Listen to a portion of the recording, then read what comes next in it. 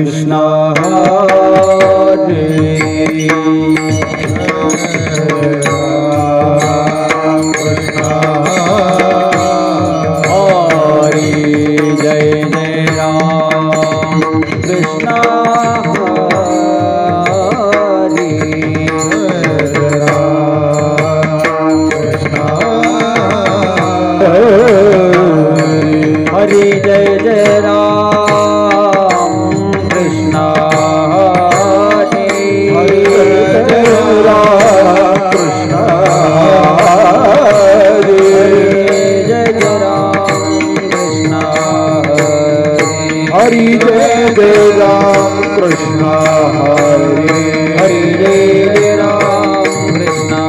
हरि हरि जय राम हरि हरि हरि जय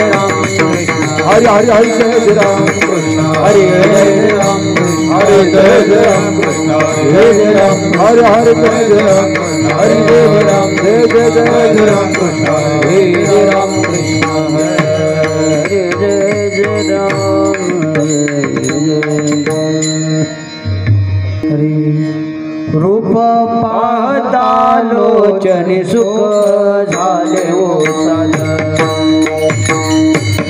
सुख झाले हो साधनी सुख झाले हो साधनी रूप पाहता लोचनी सुख झाले हो साधनी सुख झाले हो साधनी सुख झाले हो साधनी रूप पाहता लोचनी सुख झाले हो साधनी सुख झाले हो साधनी सुख झाले हो साधनी रूप पाहता लोचनी सुख झाले हो साधनी झाले हो साधनी सुख झाले हो साधनी तुहा विठ्ठल बरवा तुहा माधव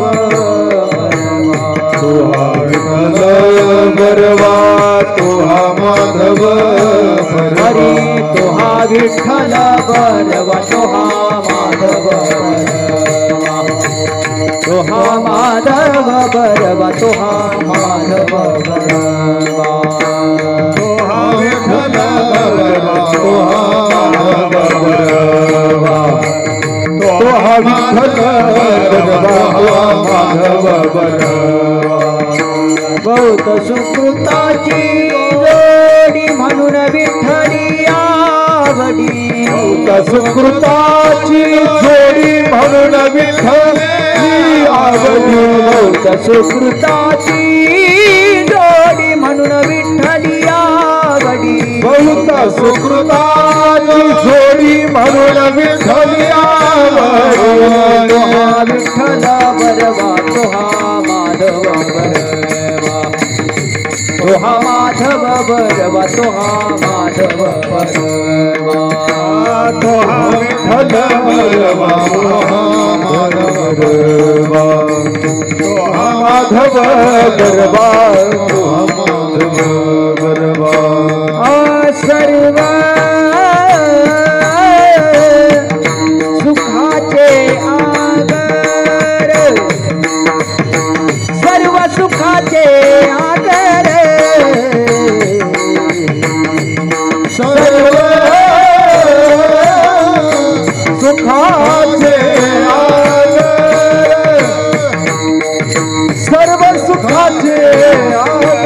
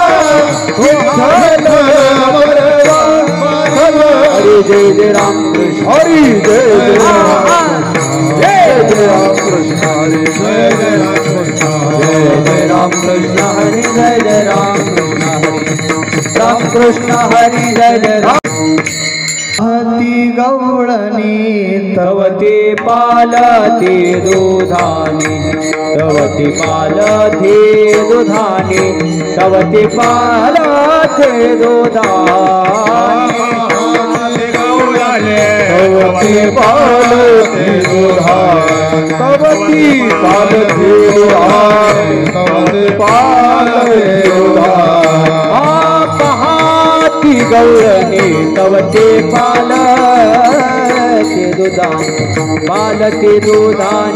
तवते पालते दुधाने गौरणे तवते पालते दुधाने तवते पालते दुधाने तवते पालते दुधाने मनती नंदाचिया पोते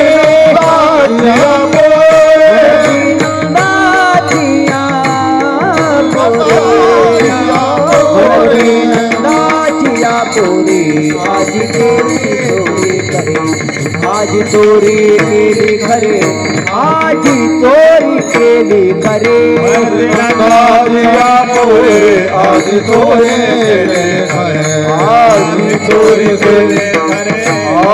चोरी केली खरे तया विनानासे नवे दुसरी आयसी नवे दुसरी आयसी नवे दुसरी आयसी तया विनानासे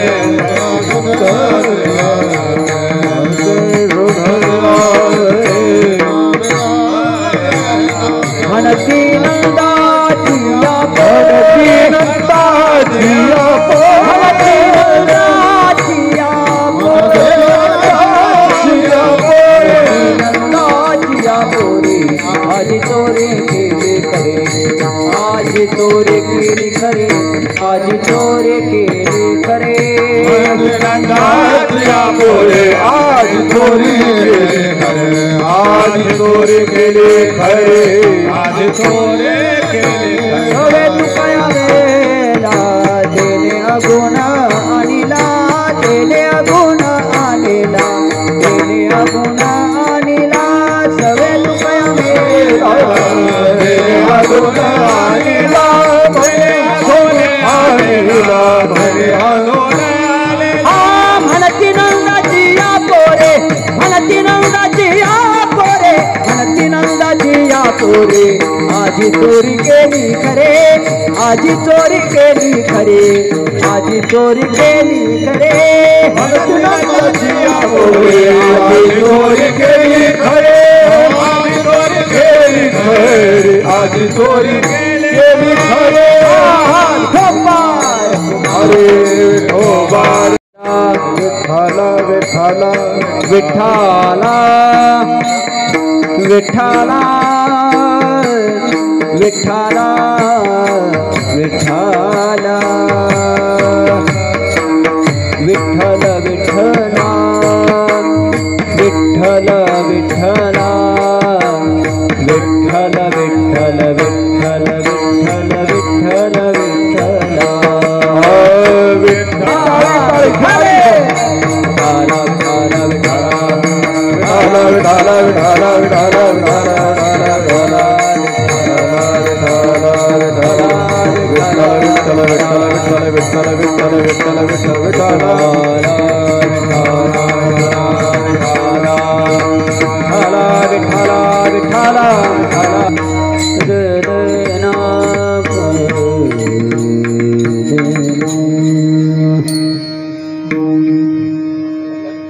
पाहती गवळणी तवती पालथी दुधांनी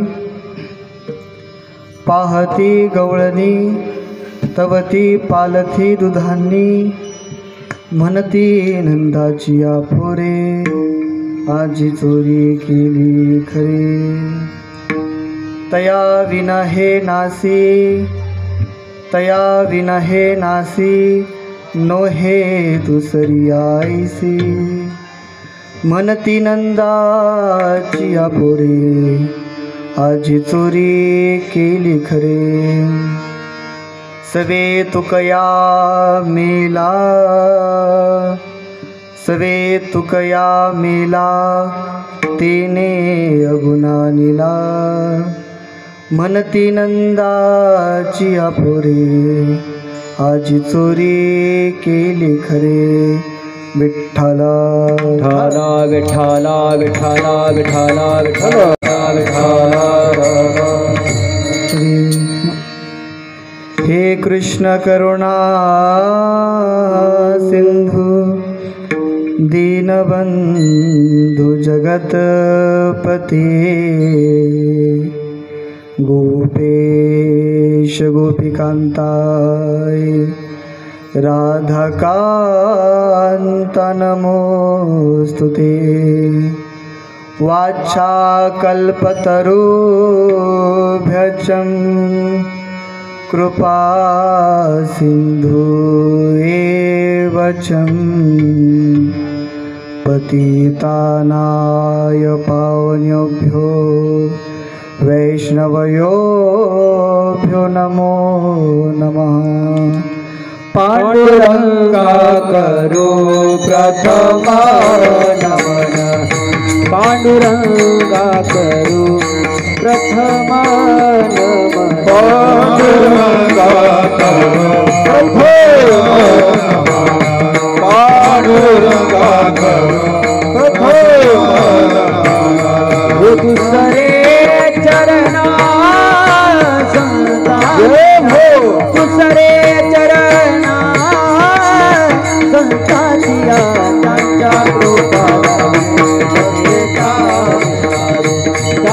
कृपादाने कथेचा विस्तार दुसरे चरणा संतांच्या दुसरे संतांच्या त्यांच्या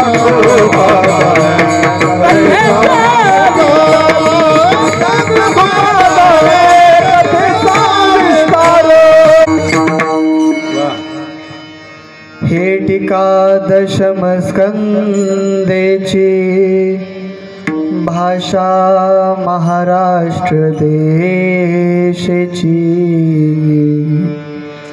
अंतर्वेदी गोदे प्रवरेची ते प्रदेश निर्माण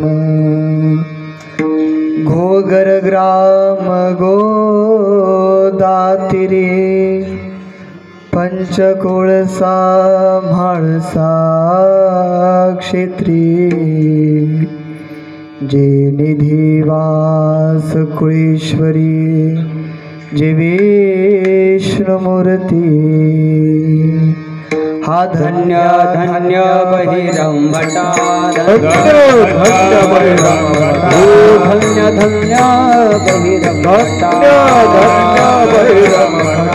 तुमच्या चरणी ठेवितो माथा तुमच्या चरणी ठेवितो चरणी ठेवितो माथा तुमच्या चरणी ठेवितो माथा चरणी ठेवितो माथा तुमच्या चरणी ठेवितो. प्रस्तुत प्रसंगावरून घेतलेला अभंग जगद्गुरु जगतवंदनीय संत श्रेष्ठ श्री तुकाराम महाराज यांचा चारचरणाचा अभंग असून या अभंगातून जगद्गुरु तुकोबारायांनी भगवंताने ज्या गोकुळामध्ये केलेल्या लीलात खोड्या त्या लीलांचं वर्णन करत असताना सांगतात की भगवंताने आपल्या लीलांच्या माध्यमातून अनेक दैत्यांचा उद्धार केला, त्याच प्रकारे अनेक भक्तांना सद्गती प्राप्त केली, सगळ्यांचा उद्धार केला, मोक्ष प्रदान दिलं. हे करत असताना गवळणीचं चित्त देखील त्यांनी वेधून घेतलेलं आहे. असा विचार मांडणारा हा सुंदर असा अभंग. अभंगाला सुरुवात होण्याच्या अगोदर विचार मांडत असताना थोडासा परिहार प्रस्तावना महत्त्वाची आहे. गेल्या अनेक वर्षांपासून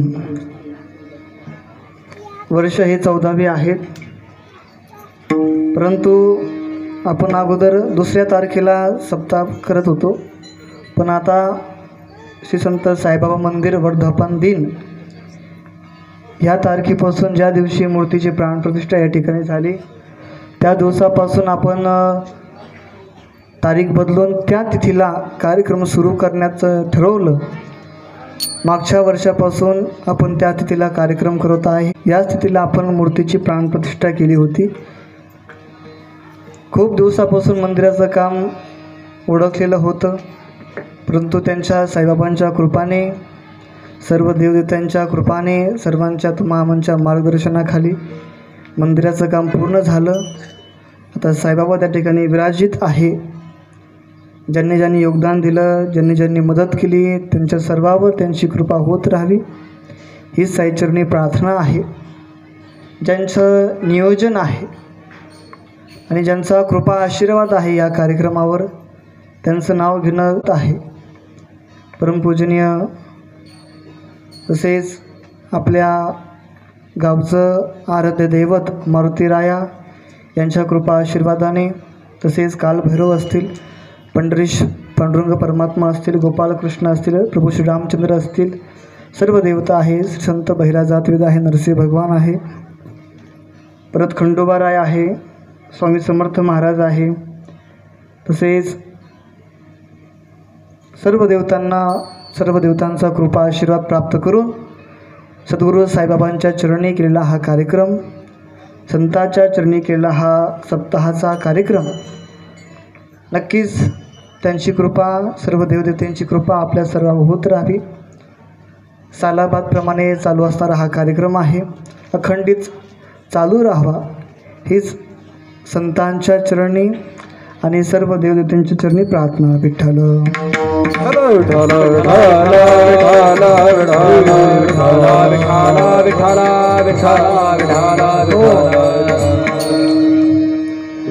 ज्यांचा आशीर्वाद ह्या कार्यक्रमावर आहे ते असणारे परमपूजनीय वंदनीय देवगडचे बाबा, तसेच हरीशरंगिरीजी महाराज स्वामीजी आहेत. आणि ज्यांचं सुंदर असं व्यासपीठ चालकाचं नियोजन होतं ते असणारे हाबप आदरणीय संतोषजी महाराज पटारे भुकर. आणि ज्यांनी अनेक दिवसांपासून हा कार्यक्रमाचं नियोजन करत आहेत. खूप वेळ द्यावा लागतो सप्ताहासाठी, सार्वजनिक कामासाठी, सार्वजनिक कार्यक्रमासाठी. आपलं साई भक्त परिवार, साई मंडळ, साईबाबा प्रतिष्ठान मंडळ यांच्या नियोजनाखाली, यांच्या मार्गदर्शनाखाली हा कार्यक्रम चालू आहे. रोजची आरती आहे.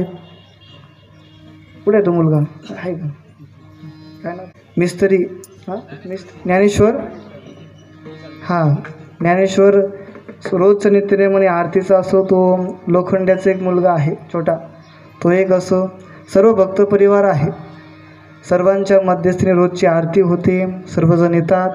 खूप सुंदर आहे, नियोजन आहे. तुम्हा सर्वांना खूप खूप आभार आहे. इथून पुढे अशाच प्रकारे नियोजन करत जा. विठ्ठल विठ्ठल विठ्ठल विठ्ठल विठ्ठल विठ्ठल.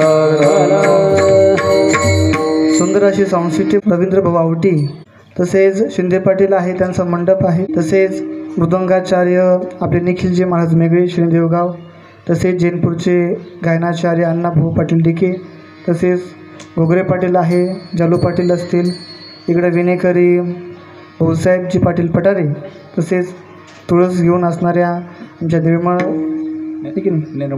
निर्मळताई, तसेच जगतापतात्या असतील, पवार पाटील असतील, पाथऱ्याहून आलेले आपले सुंदर असे गायनाचार्य आदरणीय काशीनाथजी महाराज टेकाळे, तसेच गोपाल महाराज आहे, शनिदेव आहे, आणि पेटी मास्तर असतील, खुगरे सर आहे.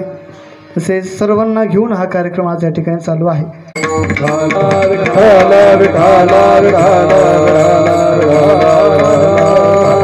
हो, 7 दिवस सप्ताह झाला. 7 दिवस आम्ही उत्तम प्रकारे कर्म केलं आणि त्या कर्माचं 8व्या दिवशी निरूपण झालं. निरूपण होत असताना त्या दिवशी आम्ही जे काही 7 दिवस कर्म केलं त्या कर्माचं फल म्हणून 8वा दिवस निश्चित असतो. 7व्या दिवशी कीर्तनकार मागणी करतो. 6 दिवस झालेलं कर्म, त्या कर्माची मागणी तो 7व्या दिवशी करतो.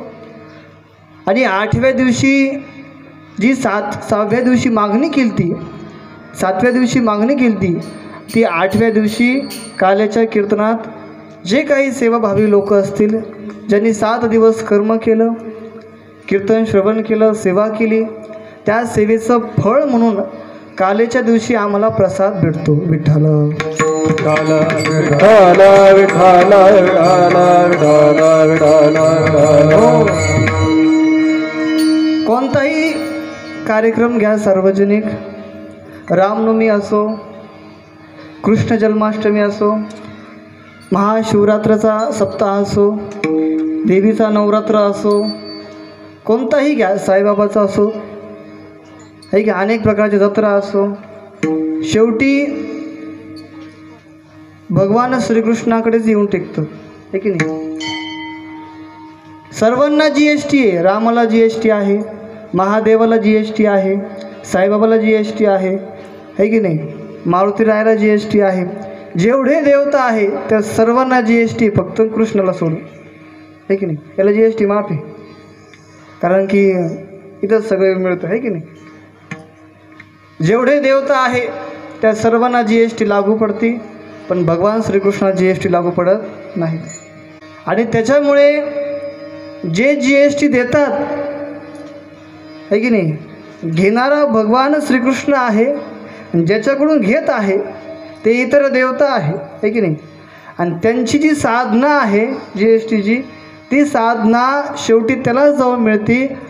हरिपाठाच्या परंपरेमध्ये शेवटी सांगितलेलं आहे, काय सांगितलं आहे, सगळी परंपरा वर्णन केली, पण शेवटी कोणापाशी येऊन बसलं, कृष्णापाशी येऊन बसलं, आहे की नाही. पुळ हे पावन कृष्ण नामे. कारण जेवढे देवता आहेत त्या सर्व देवतांचा गीतेमध्ये सांगितलेलं आहे. भगवंत सांगतात मी भोक्ता आहे म्हणे, आहे की नाही.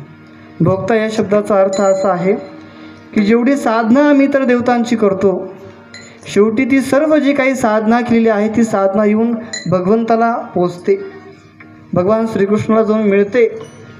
कोणत्याही देवाची साधना करा, अर्जुनाला भगवंत सांगतात तू कोणत्याही देवाची उपासना कर, शेवटी ती कुठे येऊन मिळणार, मलाच येऊन मिळणार आहे, बरोबर आहे की नाही. आणि हे करत असताना भगवंत सांगतात जरी तू इतर देवतांची उपासना करत असला तरीसुद्धा मी त्याच्यामध्ये भेद पाहत नाही. त्यांना सांगून स्वतः मीही देखील त्याच्या कर्माचं, त्याच्या साधनेचं फळ त्याला प्रदान करत असतो. हे नियोजित आहे म्हणे.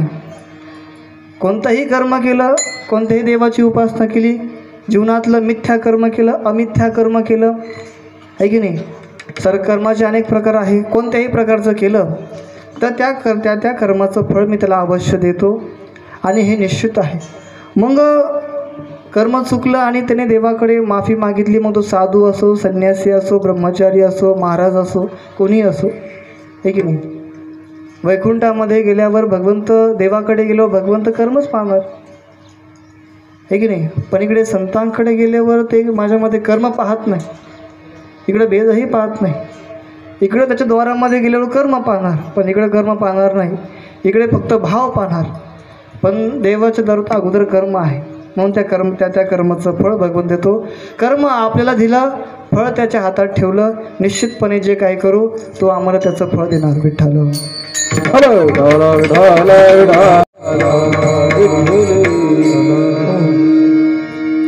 आठव्या दिवसाची सेवा माने की देवाचा जो काही आम्ही घेणार आहे तो प्रसाद आहे की नाही. कारण हा प्रसाद जो इथं ठेवलेला आहे तो ब्रह्मविभूर आहे, आणि या विभुरामध्ये आम्हाला स्नान करायचं आहे. नवे तर स्नान करता करता आम्हाला ते ग्रहण देखील करायचं आहे. ग्रहण करता करता आम्हाला काय होणार, मनाची शुद्धता होणार. पण तो प्रसाद आम्हाला देणार कोण, दोनच देतात. एक पहिले देव असतात, आहे की नाही. कोण असतात, देव असतात. प्रसाद कोण देतो आम्हाला, देव देतो, आहे की नाही. भानुदास गीती गात प्रसाद देतो पंढरीनाथ, प्रसाद देतो पंढरीनाथ, प्रसाद देतो पंढरीनाथ. भानुदास गीती गात प्रसाद देतो पंढरीनाथ, पंढरीनाथ, प्रसाद देतो पंढरीनाथ हा भानुदास गीती गात प्रसाद देतो पंढरीनाथ प्रसाद देतो पंढरीनाथ प्रसाद देतो पंढरीनाथ गीतीनाथ प्रसाद देतो पंढरीनाथ प्रसाद देतो पंढरीनाथ प्रसाद देतो पंढरीनाथ पंढरीनाथ. जगामध्ये प्रसाद फक्त दोन देऊ शकतात. एक देव आहे की नाही. देव आम्हाला प्रसाद देतो, त्याचा प्रसाद ग्रहण केल्यावर मोक्ष मिळतो, पण देव मिळत नाही. तुम्ही पहा, देवाने दिलेल्या प्रसादाने आम्हाला मोक्ष नक्की मिळतो, पण देव मिळत नाही. अजून कोण प्रसाद देतो आणि त्या प्रसादातून आम्हाला देव मिळू शकतो का? त्याचं उत्तर आहे, 2 नंबर जे देतात ते संत असतात, ठीक आहे. एक तर देव प्रसाद देतो त्याने मोक्ष मिळतो, पण आम्हाला देवाची प्राप्ती करायची असेल तर आम्हाला संताकडे जावं लागेल, आणि संतांनी प्रसाद दिला की आम्हाला त्याची प्राप्ती होऊ शकते. दुसरे संत प्रसाद देतात. एकच टाळी झाली चंद्रभागे बालवंती, एकच टाळी झाली चंद्रभागे बालवंती. माझा ज्ञान राजा गोपाळासी लाया, माझा ज्ञानराज गोकुळासी लायला. माझा ज्ञान राजा गोपाळासी लाया. ज्ञानराज गोकुळासी लायला. एकच टाळी झाली चंद्रभागे बालवंती, एकच टाळी झाली चंद्रभागे बालवंती. एकच टाळी झाली चंद्रभागे बालवंती. एकच टाळी झाली भाग्य बालवंती. एकच टाळी झाली चंद्रभागे बालवंती. माझा दान राजा गोपाळाची लायावत, माझा दान राजा गोपाळाची लायावत. चंद्रभागे बालवंती. माझा ज्ञानराज गोपाळासी लायवाती. माझा ज्ञानराज लाया. एकच टाळी झाली चंद्रभागे वाळवंटी. माझा ज्ञानेश्वर माझा ज्ञानराज गोपाळांसी लाया वाटी. एक तर भगवंत प्रसाद देतात, नाही तर संत देतात. संताने दिलेल्या प्रसादाने भगवंताला यावं लागतं. नामदेव कीर्तन करी पुढे देवनाचे पांडुरंग. इथं भगवंत संताने प्रसाद दिला म्हणून त्या प्रसादामध्ये देव आला, पण देवाने प्रसाद दिला इथं मोक्ष आला, ठीक आहे नाही. म्हणून आम्हाला काय आहे, संतांच्या हातातून प्रसाद उत्तम प्रकारे प्राप्त करायचा आहे. देव तो प्रसाद देणारच आहे, पण संतांच्या माध्यमातून जो प्रसाद मिळणार आहे त्याने देवाचीही प्राप्ती, माझ्याकडे पहा, त्याने देवाचीही प्राप्ती होणार आणि मोक्षाचीही प्राप्ती होणार. इकडं दोन्ही कार्य सांगितलेले आहे, इकडे एकच कार्य आहे. म्हणून देवाच्या अगोदर आम्हाला संतांकडे वळायचं, त्याचा प्रसाद घ्यायचा, तो 100% आम्हाला आपोआप प्रसाद देणार. विठ्ठल हो,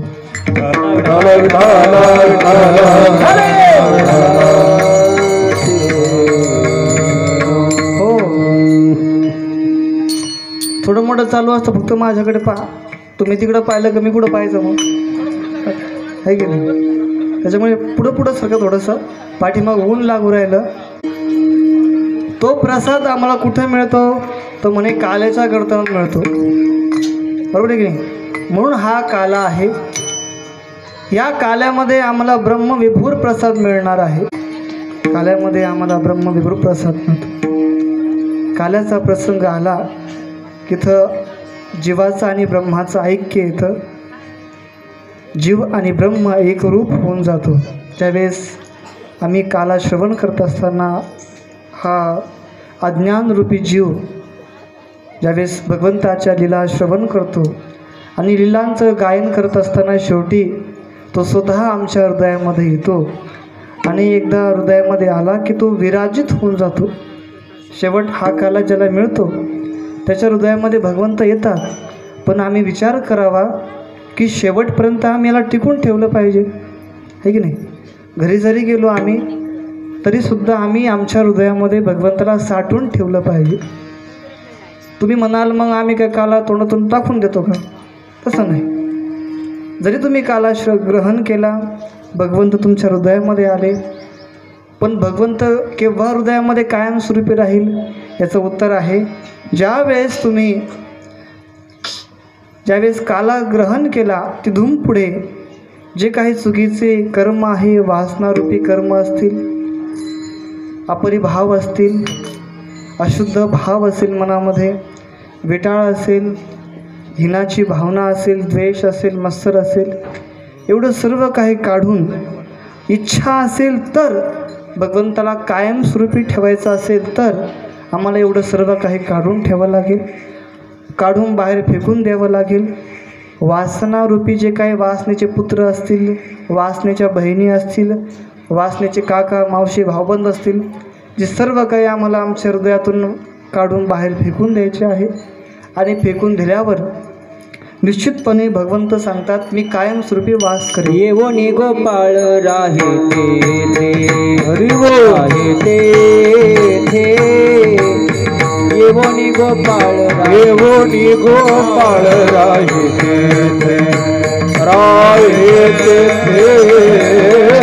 येवोनी गोपाळ राहे. ओ तुका म्हणायची करा रे निर्मळ, तुका म्हणायची करा रे निर्मळ. येवोनी गोपाळ राहे ते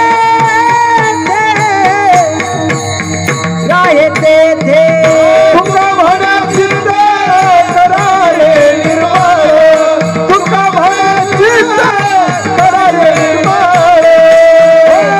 येवोनी गोपाळ राहे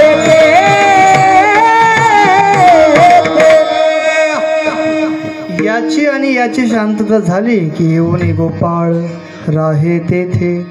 त्या ठिकाणी आपोआप भगवंत कायमस्वरूपी राहणार, येणार, कायमस्वरूपी वास्तव्य करणार. पण त्याच्या अगोदर आम्हाला इथलची घाण काढावी लागेल, इथलची घाण काढून इथलची घाण काढावी लागेल. तुम्ही विचार करा, ज्यावेळेस दिवाळीचा पिरियड येतो आणि दिवाळीचा पिरियड आला की आम्ही काय करतो, 1 तासाची लक्ष्मीची मूर्तीची पूजा असते, 1 तास. मग विचार करा, 1 तासाच्या पूजेसाठी आम्ही महिन्यापासून घर आवरायला सुरुवात करतो, आहे की नाही. सर्व काही स्वच्छ करणार, माणसाला धुणार, सगळं धुवून काढल्यावर मग आम्ही काय करणार, ज्यावेळेस दिवाळी येते, लक्ष्मीपूजा टाईम येतो, तरी त्या दिवशी पुन्हा फरची पुसणार, पुन्हा गोमूत्र शिपडणार, पुन्हा दारापुढं सारून घेणार, रांगोळी काढणार, पवित्र क्रिया, नवीन कपडे घालणार, सर्व काही नवीन स्वच्छता करणार, निर्मळ करणार. मग त्यावेळेस आम्ही काय करतो, माता लक्ष्मीला आतमध्ये प्रवेश करतो.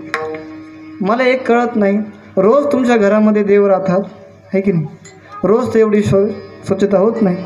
म्हणजे याचा अर्थ असा आहे, रोज तुमच्या घरामध्ये लक्ष्मी नांदते असं तुम्ही म्हणतात. मग विचार करा, मग फक्त महालक्ष्मीच्या पूजेलाच, दिवाळीलाच का एवढं आवडतात, आहे की नाही. तर असं असलं, भाव जर तुमचा असला तर कायमस्वरूपी लक्ष्मी आमच्या घरामध्ये आहे. मग तुम्ही कायमस्वरूपी घर निर्मळ स्वच्छता करत गेले पाहिजे. काहींच्या घरामध्ये गेल्यावर काहींचे कपडे इकडे पडलेले, बाबा आले का मग पटकन कपडे उचलणार, पटकन ठेवून देणार, पटकन ब्लँकेट टाकणार.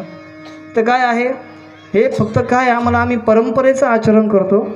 परंपरा चालत आली, महाराज दिवाळीला एवढं सर्व आवरावं लागतं, लक्ष्मीचं टायमिंग असतो पूजेचा, म्हणून एवढा 1 तासाच्या पूजेसाठी आम्ही एवढं सर्व काही महिन्यापासून आवरायला घेतो. मग विचार करा, इथं आतमध्ये भगवंताला येण्यासाठी आम्ही कधीपासून आवरायला पाहिजे, कधीपासून आम्ही हा देह शुद्ध करायला पाहिजे अंतरंगाने. हा विचारही तेवढाच महत्त्वाचा आहे. भगवंताला हृदयामध्ये साठवून ठेवायचं आहे, भगवंताला कायमस्वरूपी हृदयामध्ये घ्यायचं आहे. त्याच्यासाठी आत्तापासून तयारीला लागावं लागणार आहे की नाही. आणि तयारी लागत असताना मनामध्ये भाव पाहिजे. फक्त आमच्या चित्तातील जे काही विकार असतील, हृदयातील जे काही वासनारूपी अंधकार असेल, एवढं सर्व काही नष्ट करून तो निश्चितपणे आमच्यामध्ये येणार आहे, वास्तव्य करणार आहे. आणि वास करता करता करता शेवटी तो त्याच्या धामाला आम्हाला घेऊन जाणार आहे. विठ्ठल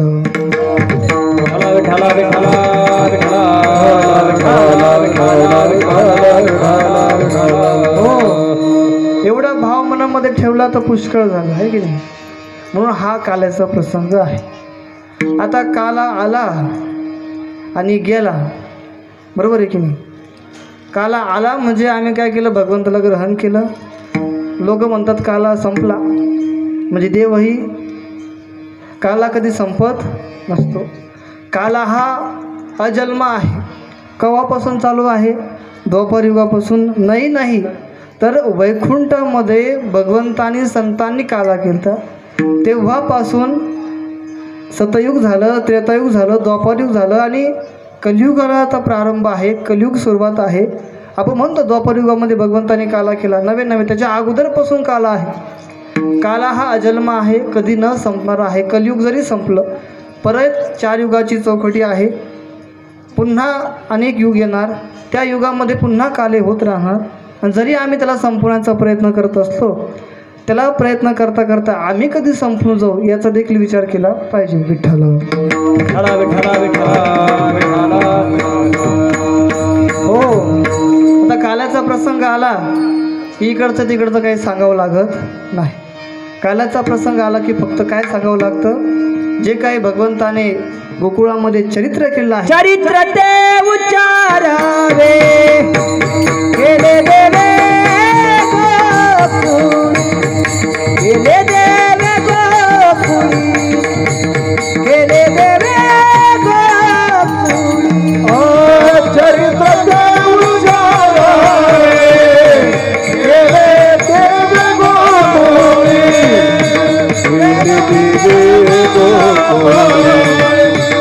केले देवे गोकुळी.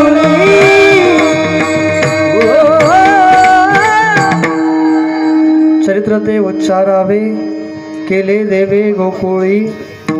फक्त चरित्राचं उच्चारण आहे, आचरण नाही आहे. रामाचं आचरण, कृष्णाचं उच्चारण हे दोन्ही जीवनामध्ये घडलं पाहिजे. रामाचं आचरणही झालं पाहिजे, आवश्यकता आहे. कलियुगामध्ये रामाच्या आचरणाची आवश्यकता आहे आणि कलियुगामध्ये कृष्णाच्या उच्चारणाची आवश्यकता आहे.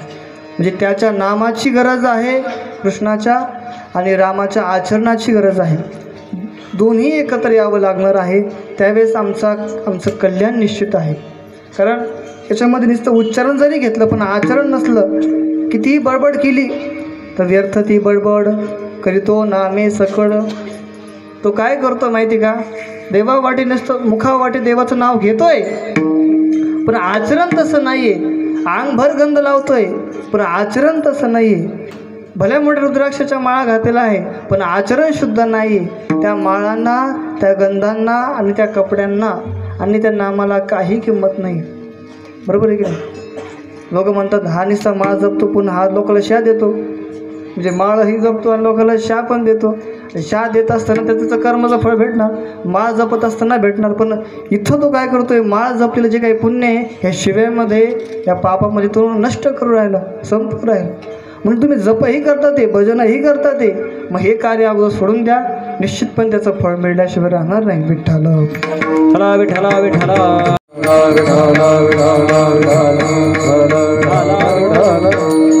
नाम जपता जपता जपता इथं हे बघा, भगवंताचं चिंतन करत असताना, नामस्मरण करत असताना जर त्या नामस्मरणामध्ये स्वार्थ आला, तिथे भगवंत सांगतात त्याची पूर्तता मी करत नाही, म्हणजे त्याच्या फलाची पूर्तता मी करत नाही.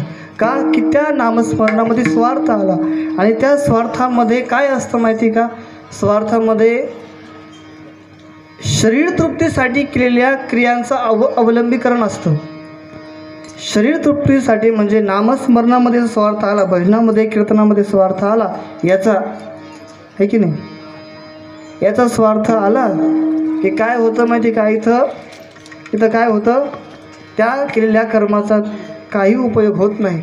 म्हणून भगवान सांगितलं स्वार्थ नको, स्वार्थ रहित नामस्मरण करा, निश्चित फळ देईल. पण स्वार्थ आला की इथं काही होत नाही. त्याच्यासाठी आम्हाला काय करावं लागेल, स्वार्थ रहित भक्ती करावं लागेल. नामस्मरण करता असताना, भजन करत असताना, कीर्तन करत असताना जर मूल्याची अपेक्षा केली, पाकिटाची, आता लोक देतात, आता होऊन दिलेलं ते दान असतं, मागितलेलं हे मूल्य असतं, आहे की नाही. म्हणते बाबा असो, ब्राह्मण देवता असो, कोणी असो, आहे की नाही. होऊन दिलेलं ते काय आहे, दक्षिणा आहे, आणि मागितलेलं ते मूल्य आहे. कोणी जरी असलं तरी अपेक्षा आमची वाढत जाते. आम्ही स्वार्थरहित भक्ती केली पाहिजे. जो स्वार्थरहित भक्ती करेल निश्चितपणे त्याच्या जीवाचं कल्याण होणार आहे. कारण की इथं झालं काय माहिती का, प्रत्येकजण सांगतोय नाम घ्या, नाम घ्या, भजन करा, चिंतन करा, जप करा, जप करा, जप करा. तू किती जप करतो ते अगोदर देखील पाहिलं पाहिजे, आहे की नाही. नुसती माळ घालून चालत नाही, गंध लावून चालत नाही, रोजचा जपही झाला पाहिजे. जर हे जर आम्ही सांगत नसतो तर ते व्यर्थ आहे. आमच्याकडून जप, आम्ही जरी महाराज असतो, भजनी असलो, प्रपंचिक असलो, कोणी जरी असलो, पण आमच्याकडून जप होत नाही आहे, पण आम्ही मोठ्या मोठ्या गोष्टी करतोय, त्या केलेल्या गोष्टी सर्व काही व्यर्थ आहे. मला असं वाटतं की जीवनामध्ये इतर गप्पा करण्यापेक्षा जेवढा वेळ तुम्ही त्यांना देतात त्या गोष्टींना, तेवढाच वेळ, फक्त 5-10 मिनटं तुम्ही संध्याकाळच्या वेळी, दिवसभर काम असतात, संध्याकाळच्या वेळेस 2 मिनटं बसून एक जरी माळ जपली, किंवा रामकृष्ण हरी जरी म्हटले 10 वेळा, 11 वेळा, खूप झालं तुमच्यासाठी. कारण 11 वेळा तुम्ही म्हणता रोज 11 वेळा म्हणता एक दिवस असा येईल की तुम्ही 11 माळा करशाल, आहे की नाही. पण आम्हाला आधी सुरुवात छोट्यापासून करावी लागेल. आम्ही किती जप करतो याचा देखील आढावा घेतला पाहिजे. नुसतं कीर्तन ऐकून चालत नाही, कीर्तन ऐकून काही भेटत नाही, प्रवचन ऐकूनही काही भेटणार नाही. याच्यातून घेण्यासारखं काय आहे ते घेतलं, त्यातून आचरण केलं, त्या आचरणातून आम्ही काय शिकलो, निश्चितपणे जर ते स्वीकारलं तर त्याच्यामध्ये फळ निश्चित आहे. त्या आचरणातून आम्ही काय शिकू शकतो, जप शिकू शकतो, साधना शिकू शकतो, रामाचं आचरण शिकू शकतो. आणि अनेक सांगणारे झाले हो, आता भरपूर सांगणारे, भरपूर कीर्तनं, भरपूर सप्ते, पण सुधारणा कमी आहे, सुधारणा शून्य आहे. कधी आम्ही सुधरेल, कधी आम्ही खऱ्या भक्तीला लागेल आणि खरा परमार्थ कधी आमच्या जीवनामध्ये होईल, हाही फार मोठा प्रश्न आहे. भावी पिढीसाठी फार अवघड आहे. आम्ही विचार करा, मुलं तिकडे मोबाईलमध्ये पाहत बसलेली आहे, पण आईवडिलाचं काम आहे की त्यांना समोर बसावं, हाणून मारून का व्हायना बसावं, बरोबर आहे की नाही. घरामध्ये चोरी केली तशी आई त्याला मारते, आहे की नाही. अभ्यासासाठी, याच्यासाठी आई त्याला दमदाटीपणा करते ना, अभ्यासाला बसवते. तसं परमार्थामध्ये दमदाटी करून का व्हायना तुम्हाला तिथं बसावंच लागेल. आणि हीच वाकू शक्ती काढी, मोठ्यापणे वाकू शकणार नाही. मोठ्यापणे वाकली नाही की मग ती ताट राहते, ताट राहिलं मग जास्त तोडा लागतो. विठ्ठल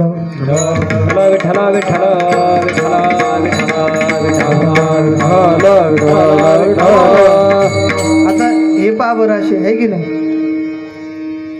शिंदे आहे की नाही, आता छोटे शिंदे, म्हणजे ओढ लागली पाहिजे हो, कौतुक करण्याची गोष्ट आहे, याला भीतीसुद्धा वाटत नाही. आमच्यासारख्यांना जर तुमच्यापैकी माईक दिला तर बाबा काय बोलू सांगा बरं. म्हणजे किती अवघड आहे. याच्यासारखी लहान लहान मुलं जर वरती आले तर घाबरतात. विचार करण्याची गरज आहे. म्हणून मुलांना आणीच जा, कीर्तनाची, भजनाची, संप्रदायाची ओढ लागू द्या, की जेणेकरून आमच्या जीवनामध्ये ज्ञानेश्वरीचं पारायण होईल, माळांचं जप होईल, रामकृष्ण हरी भजनाचा कार्यक्रम होईल, की जेणेकरून आम्हाला सात्विक जीवन कळेल. आणि हे केलंच पाहिजे, करावंच लागणार आहे, त्याच्याशिवाय पर्याय नाही. विठ्ठल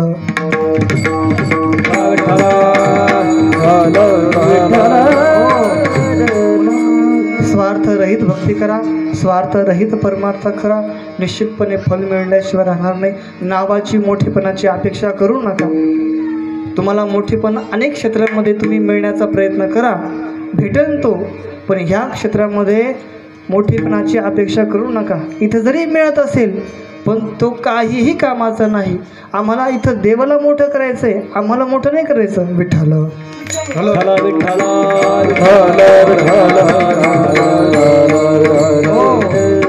म्हणून आम्हाला स्वार्थरहित भक्ती करणे आहे.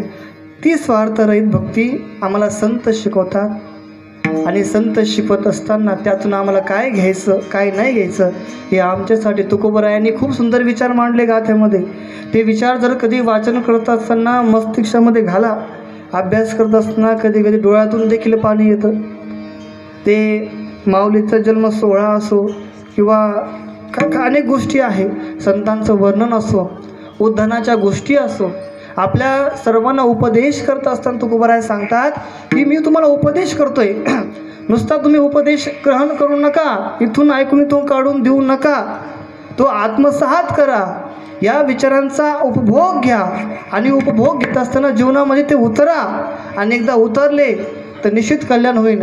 परंतु जर तुम्ही माझ्या गाथ्याकडे भगवान ज्ञानेश्वराच्या ज्ञानेश्वरीकडे दुर्लक्ष केलं तर अवघड आहे.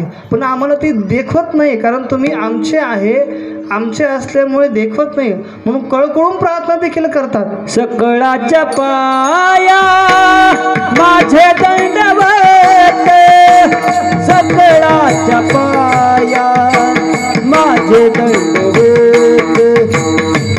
सकळाच्या पाया माझे दंडवत, सकळाच्या पाया माझे दंडवत, सकळाच्या पाया माझे दंडवत, सकळाच्या पाया माझे दंडवत, सकळाच्या पाया माझे दंडवत, सकळाच्या पाया माझे दंडवत.